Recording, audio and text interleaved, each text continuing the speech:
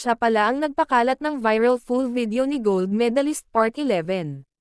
Tunay ngang kahiyahiya kung lalabas ang mga video na ginawa niyong kalaswan, na ang alam niyo ay para lang sa iyo at ng iyong jowa, ngunit hindi mo alam na ay upload na pala sa social media ng iyong minahal at pinagkatiwalaan. Ganyan ang nangyari di umano kay Miss Gold Medalist. Ayon sa ating nakalap na impormasyon sa social media, pinagkalat di umano ng jowa nito ang kanilang malalaswang video na kung saan hiniling di umano nito na videohan ang kanilang ginagawa at nag-promise ito na hindi nito ipagkakalat. Gayunpaman ay lumabas pa rin ito sa social media, na kung saan pinagpaypiestahan ngayon sa social media.